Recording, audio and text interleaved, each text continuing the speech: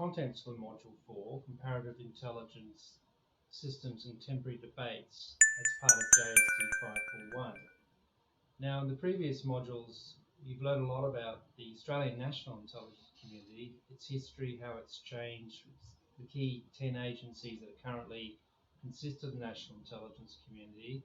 You've learned a lot about analytical tradecraft and contemporary national security problems. And also in Module 3, the increasingly complex ethical and legislative oversight mechanisms that come into play with national security intelligence practice. But in this module, we shift the focus a little away from Australia to Australia's ability to collaborate with like-minded partners in intelligence and national security. And here we really try and understand who are Australia's national security intelligence partners and what kind of relationship do we have with these countries and these agencies in these countries. And in particular, the focus being on the Five Eyes intelligence and network. So the lecture notes in this module, and indeed in this overview, directly link back to the subject learning outcomes which you have in your subject outline. And I think it's important just to focus a little bit on some of these. Is that I think in this subject what we're trying to do is get you to understand a range of theoretical and practical intelligence analysis issues, and some of these are theoretical, some of these are practical, some of these are about how we practice intelligence in Australia, and some of them necessarily have to be having an understanding of how intelligence is practiced in countries we rely on to share intelligence that we do not have, or to share intelligence to build a more global picture, a more comprehensive picture of threats to Australia and to its allies. So it's really, really important to understand international collaboration in the intelligence area. If you are going to work as an intelligence analyst, you need to understand who our partners are and how they work. So, as I said before, the main area of countries that Australia, its intelligence community, relies on are the Five Eyes countries, which are, of course, us, Canada, UK, US, and New Zealand.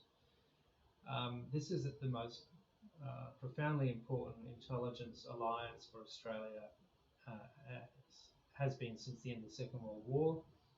And the history of the Five Eyes is, as I said, stretches back to the World War II, in particular the countries that were on the victorious side of defeating Nazi Germany, and at that time, even then, were sharing a great deal of intelligence and cooperating with each other. And it's that sort of intelligence sharing that intensified after the war as we moved into the Cold War, and as technology enabled a much more increasing, massive ability to infiltrate communications, intercept communications through signals intelligence and other technologies, that the Five Eyes alliance really, really began to gather steam. So originally the alliance was much more about signals intelligence, but it is much more of a broader alliance, as we'll talk briefly about soon. So really, a key underpinning nature of the Five Eyes alliance is it expresses the liberal democratic values of the countries involved.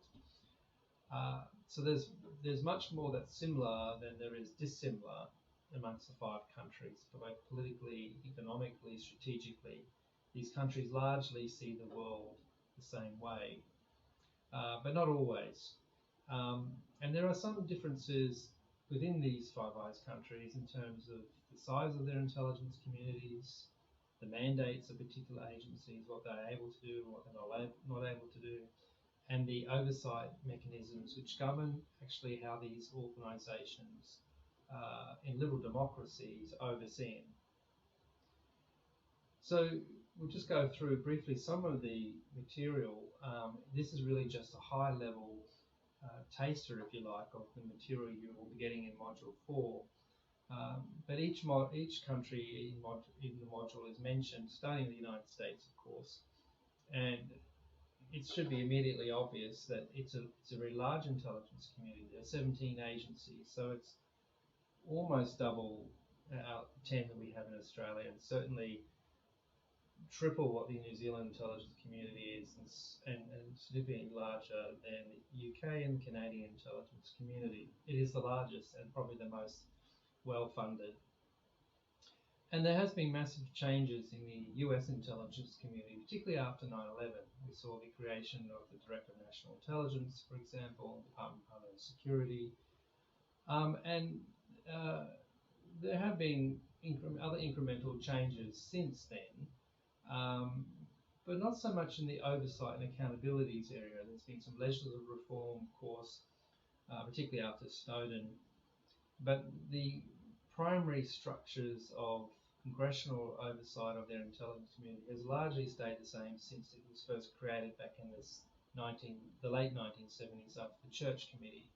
And one of your readings is the Locke Johnson's Ostriches, Cheerleaders, Skeptics and Guardians, which is his nice way of kind of describing how the Senate Select Committee for Intelligence and the House Select Permanent Committee in the House of Representatives and Congress have fared in terms of their ability to provide good oversight of the US intel community historically.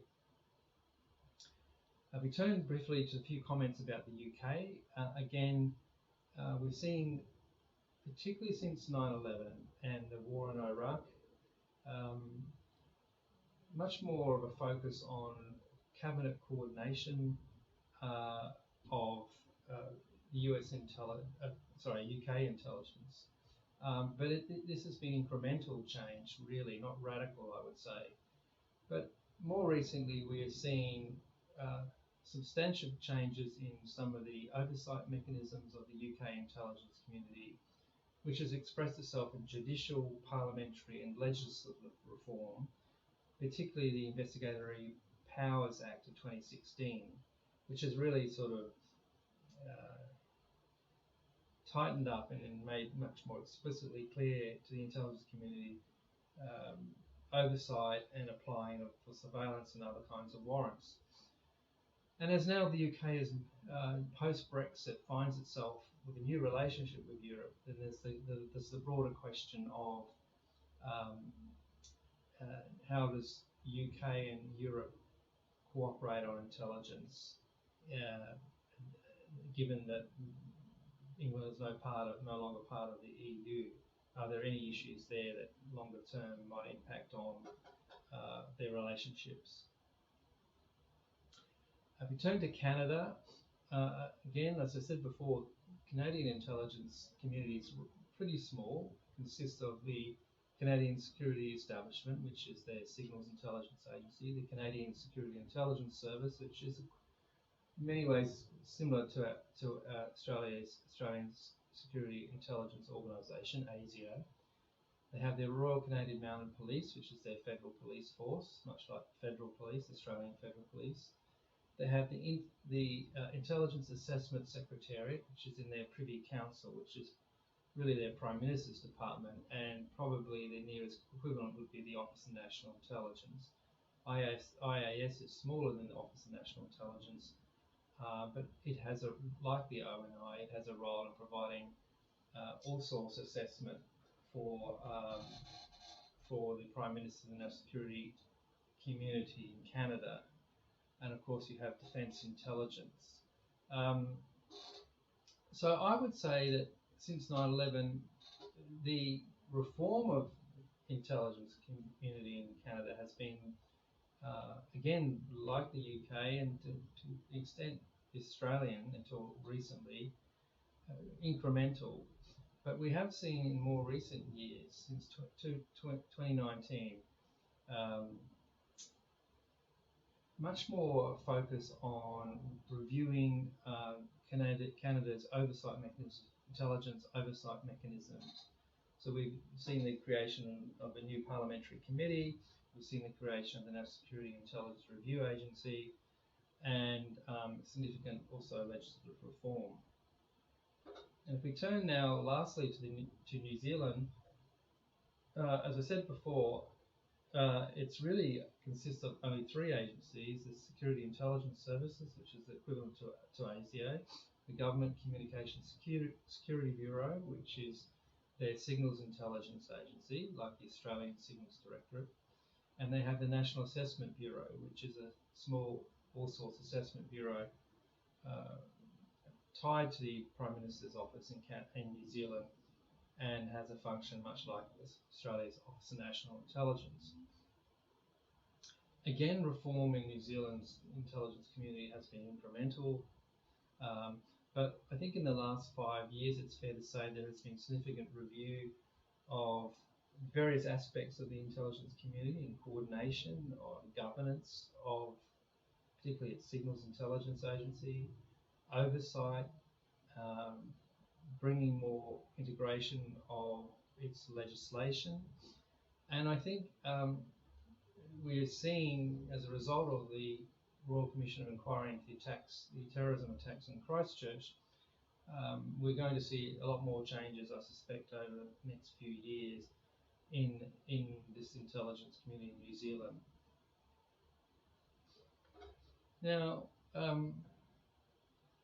if we think about the Five Eyes Intelligence Alliance and how it's been, 7-8 decades in existence, it's adapted throughout the Cold War, the Second World War, the Cold War, post 9/11 environment. It's still relevant for each country to be involved in. Each country gets something out of it, both the smaller countries that have smaller capabilities, such as New Zealand and Canada, to contribute to the alliance, but they still do contribute their specialist intelligence capabilities to the whole Five Eyes alliance. But so every country gets something out of it, but the increasing complexity of threats and risks will mean that Five Eyes will have to continue to adapt. That goes without saying. Even though the alliance has been around for a very long time, there have been frictions over the years. The Snowden leaks, the Assange leaks, they cause frictions amongst member states of the alliance about concerns about whether these particular individuals were also leaking intelligence from other partners. The Huawei telecommunication company and the UK's brief consideration of perhaps using that as part of its 5G network put some temporary ruptures on the relationship between the US and Australia and UK in the alliance. Not permanent, but nonetheless was a strain. If we go back further to the 80s, with the Labor-Longy government of New Zealand banned nuclear ships, US nuclear ships visiting, warships visiting New Zealand. That created tensions within the Five Eyes, and for a while there, the US administration turned off the signals intelligence supply to New Zealand as protest to that activity, and that put Australia's relationship and what it was able to share with New Zealand in terms of intelligence also under pressure. And we've seen various governments across the Five Eyes have had different attitudes to intelligence and had their own suspicions and concerns, and in the Trump administration's case, adversarial relationship to intelligence. And this has caused concerns in other Five Eyes countries as well. But I think regardless of what is happening at the top political level in each of these countries, the heads of intelligence communities in each country and the officers below them keep working away at this alliance. It's a very much a people-to-people alliance that makes it work, rather in addition to at the top political level. And as I said, the Five Eyes have continued to adapt historically, and what was originally a largely SIGINT alliance forged at the end of the Second World War has become much more broader to law enforcement issues, financial issues, research and technology. And there's a lot of discussion at whether the Five Eyes would ever expand formally to include other like-minded liberal democracies, such as Japan and Germany, have often been talked about. But I don't see that happening for the foreseeable future. There has to be a strong, compelling argument that all partners would accept to have expansion of the alliance, that these countries would bring more value if they were in rather than they were out. The Five Eyes still has very close relations with these countries and other liberal democracies in Europe as well, but it doesn't see that it has to be part of the alliance. So Australia does, as I said, in terms of quadrilateral relationship in Asia Pacific, rely on intelligence with Japan and India and other countries in Europe and NATO. But so Five Eyes shouldn't just be seen as the only kind of vehicle for Australia's its international intelligence cooperation arrangements to be met, but it is the most important game in town for Australia. So what I suggest you do next is read through the Module 4 notes. There's lots of good activities along the way to help you consolidate your learning about the different Five Eyes partners. Start thinking also about how the Five Eyes Alliance might be developing next. Where do you think it might develop next? What sort of technological areas do you think the Five Eyes might be working on and sharing information about? And how important is intelligence cooperation in a broad sense, which is what this module is about, to how you think about your research and strategic topic?